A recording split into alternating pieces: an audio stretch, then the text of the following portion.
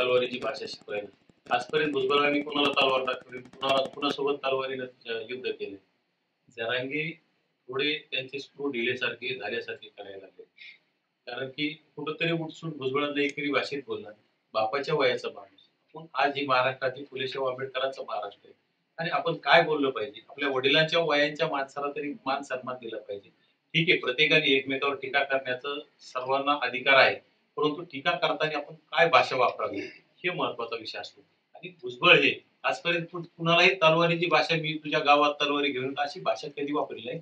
की जरांगेनं ह्या गोष्टीचा हाणामारी, फोडाफोडी, जाळपोळ ह्या सगळ्या गोष्टीचा अनुभव आणि नाद हे फक्त जरांगेनं आहे. अरे इथं पक्ष आहे, त्यांना त्यांच्या भूमिका मांडण्याचा अधिकार आहे.